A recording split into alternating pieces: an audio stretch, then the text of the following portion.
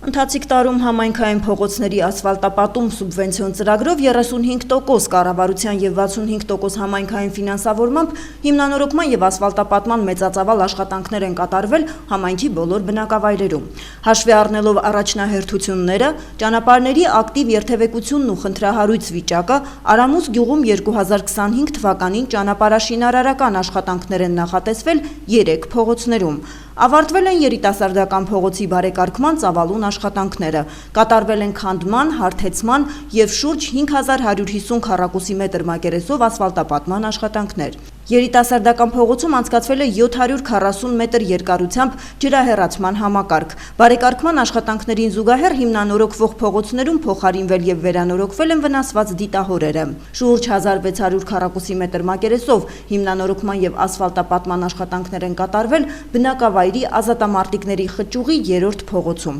Ընթացքի մեջ են առաջին փողոցի առաջին նրբանցքի շինաշխատանքները, որտեղ կառուցվել է 93 մետր երկարությամբ ջրահեռացման ցանց։ Փողոցն ասֆալտապատվել է 1200 քառակուսի մետր մակերեսով։ Աբովյանի համայնքապետարանը հետևողական է բնակիչների համար հարթ ու հարմարավետ միջավայր ապահովելու և բանուկ փողոցների երթևեկությունը բարելավելու հարցում։ Համայնքի բնակավայրերում առավել բարեկարգ պայմաններ ապահովելու նպատակով շարունակական են լինելու ներհամայնքային փողոցների հիմնանորոգման և ասֆալտապատման աշխատանքները։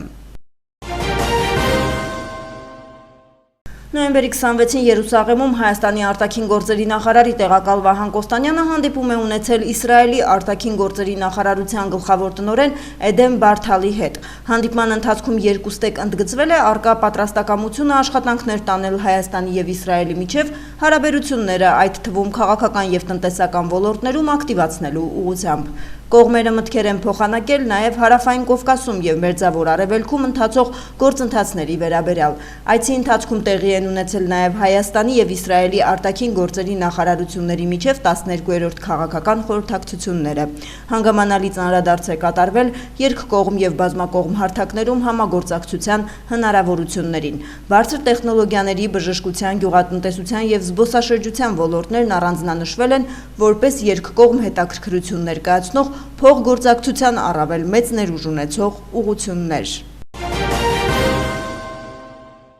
Առաջարկ Հայաստանի նախաձեռնության ներկայացուցիչների հանդիպումները մարզերում նոր թափ են առնում։ Մոտիկ և հեռու բնակավայրերում խնդիրները գրեթե նույնն են, բայց դրանք ավելի սուր երանգ են ստանում սահմանամերձ գյուղերում։ Սյունիքում անասնապահությամբ զբաղվողները դժգոհել են ճանապարհների փոփոխությունից։ Օրինակ, միջպետական ճանապարհ է անցնում Տանձավեր գյուղով, որտեղ էլ շատ հաճախ վթարներ են լինում ու մարդիկ կորցնում են ապրուստի միակ միջոց համարվող կենդանիներին։ Այս և մի շարք կոնկրետ խնդիրների մասին են լսել Առաջարկ Հայաստանի կուսակցական նախաձեռնության անդամները։ Վարչապետի աշխատակազմի ղեկավար Արայիկ Հարությունյանը մասնակցել է լեգենդար ֆուտբոլիստ, վաստակավոր մարզիչ, սպորտի վաստակավոր վարպետ և ԽՍՀՄ քառակի չեմպիոն Նիկիտա Սիմոնյանի հրաժեշտի արարողությանը։ Այն տեղի է ունեցել Մոսկվայի Սպարտակ ֆուտբոլային ակումբի մարզադաշտում։ Արայիկ Հարությունյանը հարգանքի տուրք է մատուցել Նիկիտա Սիմոնյանի հիշատակին և իր ցավակցական խոսքերը փոխանցել լեգենդար ֆուտբոլիստի ընտանիքի անդամներին։ Նոյեմբերի 27-ի ժամը 8-ի դրությամբ Փրկարար ծառայության օպերատիվ և համակարգված միջոցառումների շնորհիվ Դիլիջանի ոլորանների և Լեռնային Հայաստան առողջարանի մոտակա անտառային հատվածներում բռնկված հրդեհները ամբողջությամբ մեկուսացված են, հաղորդում են ներքին գործերի նախարարության Փրկարար ծառայությունից։ Փրկարար ծառայությունը կրկին հորդորում է խստորեն պահպանել հրդեհային անվտանգության կանոնները։ Ծառայողական պարտականությունները կատարելիս Տավուշում նախօրեին վթարի ենթարկված հրշեջ փրկարարներից 4-ը հոսպիտալացվել են, տեղեկացնում են առողջապահության նախարարությունից։ Նրանցից 3-ի առողջական վիճակը գնահատվում է միջին ծանրության, մեկինը բավարար։ Կազմակերպվել է տուժածներից 3-ի տեղափոխումը երևանյան բժշկական հաստատություններ։ Մեկ փրկարար բուժում է ստանում մարզային բժշկական կենտրոնում։ Տուժած փրկարարների կյանքին վտանգ չի սպառնում, տեղեկացնում են առողջապահության նախարարությունից։ Վրաստանը ողջունում է Ադրբեջանի եւ Հայաստանի միջև հարաբերությունների կարգավորման գործընթացի դինամիկան։ Այս մասին հայտարարել է Վրաստանի արտաքին գործերի նախարար Մակա Բոճորիշվիլին։ Այս գործընթացը կարևոր է տարածաշրջանում խաղաղության, կայունության եւ զարգացման համար, ինչպես նաեւ կնպաստի տարածաշրջանի դերի հետագա ամրապնդմանը միջին միջանցքում, նշել է Բոճորիշվիլին։ Բոճորիշվիլին ընդգծել է, որ Վրաստանը ուշադիր հետևում է տարածաշրջանում տեղի ունեցող գործընթացներին եւ սերտ կապեր է պահպանում ինչպես Ադրբեջանի, այնպես էլ Հայաստանի հետ։ Հաշվի առնելով Հայաստանի եւ Ադրբեջանի միջև խաղաղության գործընթացում վերջին դրական զարգացումները, քննարկվել են երկկողմ եւ տարածաշրջանային համագործակցության հնարավորությունները։ Հայտարարություն է տարածել այս մասին Թուրքիայի ազգային անվտանգության խորհուրդը։ Վերահաստատվել է Հարավային Կովկասում խաղաղություն, կայունություն եւ զարգացում ապահովելու մեր հանձնառությունը, նշված է տարածված հաղորդագրության մեջ։ Կառավարությունը այսօրվա նիստում որոշել է 2025 թվականի պետբյուջեից համաֆինանսավորման միջոցով մարզպետների աշխատակազմերին 1 միլիարդ 708 միլիոն դրամ հատկացնելու սուբվենցիոն ծրագրերի համար։ Հարցը ներկայացրել է տարածքային կառավարման եւ ենթակառուցվածքների նախարարի տեղակալ Քրիստինե Ղալեչյանը, ով նշել է, որ որոշման նախագծով առաջարկվում է համաֆինանսավորել 12 համայնքի 15 սուբվենցիոն ծրագրերը։ Փոխնախարարի խոսքով Արարատի մարզի 2 ծրագրի համար հատկացվում է 234 միլիոն դրամ, Արմավիրի մարզի 3 ծրագրին 246 միլիոն դրամ, Գեղարքունիքի մարզի 2 ծրագրին 168 միլիոն դրամ, Կոտայքի մարզի 3 ծրագրին 191 միլիոն դրամ, Սյունիքի մարզի 4 ծրագրին 715 միլիոն դրամ, Վայոց-Ձորի մարզի 1 ծրագրին 152 միլիոն դրամ։ Ղալեչյանը հայտնել է, որ հատկացվող գումարի հետ միասին 2025-ին կստացվի պետական բյուջեից 18 միլիարդ 76 միլիոն դրամի համաֆինանսավորման ծրագիր։ Պետական եկամուտների կոմիտեն շարունակական քայլեր է ձեռնարկում ստվերային տնտեսության նվազեցման, հարկերից խուսափելու դեպքերի կանխարգելման եւ մաքսային իրավախախտումների բացահայտման ուղղությամբ, ապահովելով հարկային կարգապահությունը, պաշտպանելով պետության եւ օրինապահ բիզնես համայնքի շահերը։ Պետական սահմանի ցամաքային անցման կետերում մաքսային սպասարկման եւ հսկողության վարչության եւ ազգային անվտանգության ծառայության աշխատակիցները համատեղ կանխել են Հայաստանի Հանրապետության պետական սահմանով մաքսային հսկողությունից թաքցված խոշոր չափերի տաքացվող ծխախոտի արտահանման փորձ։ Այսպես, օրերս Հայաստանի տարածքից Բագրատաշեն անցակետ է մուտք գործել կենդանիների տեղափոխման համար նախատեսված դատարկ բեռնատար ավտոմեքենա։ Ստացված տեղեկությունների համաձայն ձեռնարկվել են համապատասխան միջոցներ։ Բեռնատարը վերցվել է հսկողության, տրանսպորտային միջոցն ուղղորդվել է ռենտգեն տեսազնման կայան։ Պատկերի վերլուծության արդյունքում բեռնատարի վերելակի պատերի հատվածում նկատվել է կասկածելի խտություն եւ որոշում է կայացվել բեռնատարն ուղղորդել խորը զննման անգար։ Մաքսային ծառայողները էնդոսկոպիկ տեսանկարահանող սարքի միջոցով ֆիքսել են ներսում արկա բեռնատարի կառուցվածքին չհամապատասխանող օտար մարմիններ։ Հատուկ կտրող սարքավորման օգնությամբ բացվել են խոռոչներ, որտեղ թաքցված է եղել մոտ 22300 տուփ տաքացվող ծխախոտ։ Խոռոչներում ծխախոտները այնպես են հարմարեցված եղել, որպեսզի արկա ժապավենները քաշելու միջոցով ապրանքը հեշտությամբ դուրս բերվեն։ Դեպքի առնչությամբ մաքսային կարգավորման մասին Հայաստանի Հանրապետության օրենքի 313-րդ հոդվածի համաձայն կազմվել է մաքսային կանոնների խախտման վերաբերյալ արձանագրություն։ Օպերատիվ իրավիճակը հանրապետությունում նոյեմբերի 26-ից 27-ին համաձայն որի բացահայտվել է 143 հանցագործության դեպք, 5 նախկինում կատարված։ Հայտնաբերվել է 8 հետախուզվող, կամավոր ներկայացել է 1-ը։ Գրանցվել է զենք զինամթերքի կամավոր հանձնման 3 դեպք։ Ճանապարհատրանսպորտային պատահարների վիճակագրության համաձայն անցած 1 օրում գրանցվել է 11 ավտովթար։ 1 մարդ զոհվել է, 11-ը ստացել տարբեր աստիճանի մարմնական վնասվածք։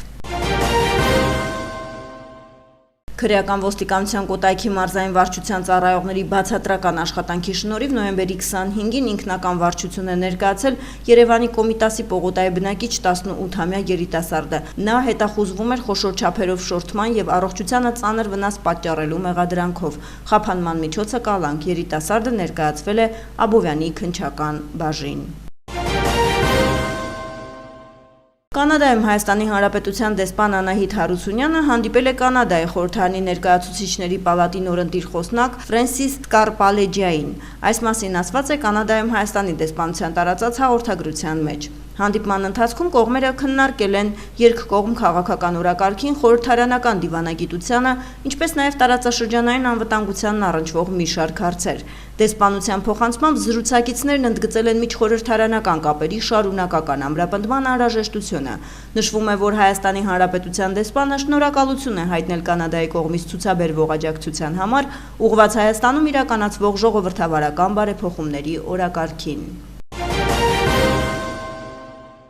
Կրթության, գիտության, մշակույթի և սպորտի նախարար Ժաննա Անդրեասյանի հրամանով սահմանվել են 2025-26 ուսումնական տարվա ընթացքում հանրակրթական հիմնական պետական ծրագրեր իրականացնող ուսումնական հաստատություններում սովորողների ուսումնական պարապմունքների տևողությունը և արձակուրդների ժամկետները։ Առաջինից 12-րդ դասարաններում սովորողների ուսումնական պարապմունքներն սկսվել են 2025 թվականի սեպտեմբերի 1-ից և ավարտվում 2026 թվականի մայիսի 22-ին, հնգօրյա աշխատանքային շաբաթվա դեպքում և մայիսի 23-ին 6 օրյա աշխատանքային շաբաթվա դեպքում։ Սահմանվել են նաև առաջինից 12-րդ դասարանների սովորողների ձմեռային արձակուրդների օրերը։ Հետևյալ ժամանակացույցով առաջին դասարանի աշակերտները արձակուրդում կգտնվեն 2025-ի դեկտեմբերի 22-ից մինչև 2026 թվականի հունվարի 16-ը ներառյալ, հնգօրյա 2025 թվականի դեկտեմբերի 22-ից 2026 թվականի հունվարի 17-ը ներառյալ 6 օրյա աշխատանքային շաբաթվա դեպքում։ Երկրորդ դասարանը 2025 թվականի դեկտեմբերի 22-ից մինչև 2026-ի հունվարի 16-ը ներառյալ հնգօրյա և 2025 թվականի դեկտեմբերի 22-ից 2026 թվականի հունվարի 17-ը ներառյալ 6 օրյա աշխատանքային շաբաթվա դեպքում։ Երրորդից 12-րդ դասարանի աշակերտները արձակուրդում կգտնվեն 2025 թվականի դեկտեմբերի 22-ից մինչև 2026 թվականի հունվարի 5-ը ներառյալ։ Ռուսական զենքը ապացուցել է իր արդյունավետությունը իրական մարտերում և Մոսկվան առաջարկում է ՀԱՊԿ-ի իր դաշնակիցներին նման սարքավորումներով զինելու լայնածավալ ծրագիր։ Այս մասին հայտարարել է Ռուսաստանի նախագահ Վլադիմիր Պուտինը ՀԱՊԿ գագաթնաժողովում։ Նա նշել է, որ ՀԱՊԿ հաջորդ գագաթնաժողովը տեղի կունենա 2026 թվականի նոյեմբերի 11-ին Մոսկվայում։ Ռուսաստանը կշարունակի սերտ համագործակցել իր դաշնակիցների հետ ՀԱՊԿ-ի ռազմական ներուժի ամրապնդման հետ կապված բոլոր հարցերում։ Մենք մեր ջանքերը կկենտրոնացնենք ազգային զորքերի մարտական պատրաստվածության բարձրացման, կոլեկտիվ ուժերի հրամանատարության և վերահսկողության բարելավման վրա, նշել է Պուտինը։ Նա առաջարկել է ՀԱՊԿ-ը ռուսական ամենաարդյունավետ զենքով և տեխնիկայով զինելու լայնածավալ ծրագիր, որը ապացուցել է իր արդյունավետությունն իրական ռազմական գործողություններում։ Ընդգծել է, որ Ռուսաստանն իր նախագահության ընթացքում կանի ամեն ինչ ՀԱՊԿ-ի շրջանակներում համագործակցության հիմնական ոլորտներում շարունակականությունն ապահովելու և պահպանելու համար։ Մոսկվան մտադիր է զարգացնել ՀԱՊԿ երկրների միջև համագործակցությունը, հիմնված իսկական դաշինքի, բարեկամության և բարիդրացիության, միմյանց շահերը հարգելու և հաշվի առնելու փոխադարձ օգնության և աջակցության սկզբունքների վրա, նշել է Ռուսաստանի Դաշնության նախագահը։ Հիշեցնենք, Բիշքեկում տեղի է ունենում ՀԱՊԿ առաջնորդների գագաթնաժողովը, որին մասնակցում են Ռուսաստանի Դաշնության նախագահ Վլադիմիր Պուտինը, Բելարուսի նախագահ Ալեքսանդր Լուկաշենկոն, Ղազախստանի նախագահ Կասիմ-Ժոմարթ Տոկաևը, Ղրղզստանի նախագահ Սադիր Ջապարովը, Տաջիկստանի նախագահ Էմոմալի Ռահմոնը և ՀԱՊԿ գլխավոր քարտուղար Իմանգալի Թասմագամբետովը։ Հոնկոնգում հրդեհի զոհերի թիվը հասել է 44-ի, կայի 279 անհետ կորած 29 վիրավոր, իսկ 7-ը գտնվում է ծանր վիճակում։ Հետաքննության ընթացքում 2 շինարարական ընկերության տնօրեններ և 1 խորհրդատու ինժեներ ձերբակալվել են չկանխամտածված սպանության կասկածանքով։ Տեղում հայտնաբերվել են մի շարք տեխնիկական խախտումներ, որոնք արագացրել են հրդեհի տարածումը։ Հիշեցնենք, որ Հոնկոնգում հրդեհ է բռնկվել, որը կլանել է Վան Ֆուկ Քորթ բնակելի համալիրի 4 շենք, ինչի հետևանքով զոհվել է 4 մարդ, այդ թվում 1 հրշեջ։ Վիրավորվել է առնվազն 5 մարդ, իսկ շատերը մնացել են թակարդում։ Վաշինգտոնում Սպիտակ տան մոտ կրակոցներ են տեղի ունեցել, որի հետևանքով վիրավորվել են ազգային գվարդիայի 2 զինծառայող։ Թրամփն այն որակել է որպես ահաբեկչություն։ Վաշինգտոնի քաղաքապետ Մյուրիել Բոուզերը հայտարարել է, որ ազգային գվարդիայի վրա հարձակումը հավանաբար նպատակային է եղել, նշելով, որ կրակողը նույնպես վիրավոր է և գտնվում է հիվանդանոցում ու կալանավորված է։ Անօրինական ներգաղթյալները Միացյալ Նահանգների համար ամենամեծ սպառնալիքն են ներկայացնում, հայտարարել է Թրամփը։ Վաշինգտոնում Սպիտակ տան մոտ տեղի ունեցած կրակոցներից հետո հետո ազգին ուղղված իր ուղերձում։ Այս հարձակումը ընդգծում է մեր ազգի առջև ծառացած ազգային անվտանգության հիմնարար սպառնալիքը։ Նախորդ վարչակազմը թույլ է տվել երկիր մուտք գործել 20 միլիոն չստուգված եւ անհայտ օտարերկրացիների։ Թրամփը նշել է, որ Բայդենի վարչակազմն է նրան բերել 2021 թվականի սեպտեմբերին, այն նույն ամբարոյ չվերթներով, որոնց մասին բոլորը խոսում էին այն ժամանակ։ Անօրինական ներգաղթյալներն ամենամեծ սպառնալիքն են ներկայացնում Միացյալ Նահանգների համար։ Սպիտակ տան մոտ կրակ բացած եւ ազգային գվարդիայի 2 զինվորների վիրավորած աֆղանցին նախկինում համագործակցել է Միացյալ Նահանգների կառավարական գործակալությունների, այդ թվում նախկին նախագահ Ջո Բայդենի օրոք Աֆղանստանում Միացյալ Նահանգների կենտրոնական հետախուզական գործակալության հետ, հայտարարել է գործակալության տնօրեն Ջոն Ռեդքլիֆը։ Բայդենի վարչակազմի օրոք Միացյալ Նահանգների զորքերի դուրսբերումից հետո նույն վարչակազմը հրաձիգի 2021 թվականի սեպտեմբերին Միացյալ Նահանգների ժամանումը արդարացրեց նրա նախկին աշխատանքով Միացյալ Նահանգների կառավարությունում, այդ թվում կենտրոնական հետախուզական գործակալության հետ համագործակցությամբ որպես Կանդահարում Միացյալ Նահանգներին օգնող ուժերի անդամ, որն ավարտվեց քաոսային տարհանումից կարճ ժամանակ անց, ասել է նա։ Ռեդքլիֆը հավելել է, որ ազգային գվարդիայի վրա հարձակված տղամարդուն ընդհանրապես չպետք է թույլատրվել մուտք գործել Միացյալ Նահանգներ։ Միացյալ Նահանգների քաղաքացիության եւ ներգաղթի ծառայությունը հայտարարել է, որ անորոշ ժամանակով դադարեցնում է Աֆղանստանի քաղաքացիներին վերաբերող բոլոր միգրացիոն հարցումների քննումը, հայտնում է Reuters գործակալությունը։ Այս քայլը հաջորդում է Թրամփի կոչին իր կառավարությանը վերանայել աֆղան ներգաղթյալների գործերը։ Ինդոնեզիայի հյուսիսային Սումատրա նահանգում տեղատարապանձրևների հետևանքով առաջացած ջրհեղեղների եւ սողանքների հետևանքով զոհերի թիվը հասել է 28-ի, հայտնում է Reuters գործակալությունը։ Հղումանելով աղետների հետևանքով մեղման գործակալության խոսնակ Աբդուլ Մուհարին, ով հայտնել է, որ փրկարարական աշխատանքները խոչընդոտվում են հեղեղումների հետևանքով ճանապարհների եւ կապի լիակատար անջատման պատճառով։ Հազվագյուտ արևադարձային ցիկլոնը հարվածել է Ինդոնեզիայի Սումատրա կղզուն, ողողելով մոտակա Մալակկա նեղուցը եւ առաջացնելով ջրհեղեղներ ու սողանքներ։ 10 մարդ դեռևս անհետ կորած է համարվում։ Մուհարին հայտնել է, որ հյուսիսային Սումատրայում տարհանվել է շուրջ 8000 մարդ, իսկ ճանապարհները շարունակ են փակ մնալ սողանքի բեկորների պատճառով, իսկ օգնությունը տրամադրվում է ուղղաթիռների միջոցով։ Երկրի օդերևութաբանական գործակալության տվյալներով առաջիկա 2 օրերի ընթացքում Սումատրանի մի քանի այլ նահանգներում տեղատարապանձրևներով պայմանավորված սպասվում են նոր ջրհեղեղներ։ Եվրոպական խորհրդարանի падգամավորներն ընդունել են բանաձև, որով կոչ են անում Եվրոպական միության երկրներին արգելել սոցիալական ցանցերը մինչև 16 տարեկան երեխաների մուտքը։ Նման բանաձևի ընդունման անհրաժեշտություն է առաջացել հաշվի առնելով սոցցանցերի ազդեցությունը դեռահասների ֆիզիկական եւ հոգեկան առողջության վրա։ Այս մասին հայտնում է Եվրախորհրդի մամուլի ծառայությունը։ Բանաձևին Եվրախորհրդի 483 падգամավորներ կողմ են քվեարկել, 92-ը դեմ, իսկ 86-ը ձեռնպահ։ Ըստ բանաձևի 13-ից 16 տարեկան երեխաները կարող են օգտվել սոցիալական ցանցերից միայն մեծահասակի համաձայնությամբ։ Երիտասարդների ինտերնետից կախվածությունը մտահոգություն է առաջացնում Եվրախորհրդարանի падգամավորների մոտ։ Բանաձևը խորհրդատվական է, յուրաքանչյուր երկիր կձեռնարկի իր սեփական միջոցները։ Աշխարհում արդեն կան դեռահասներին համացանցից օգտվելն արգելող օրինակներ, հաջորդ տարվանից սկսած Մալազիայում սոցիալական ցանցերը լիովին անհասանելի կլինեն 16 տարեկանից փոքր երեխաների համար։ Ավստրալիայում արգելքը ուժի մեջ կմտնի 2 շաբաթից։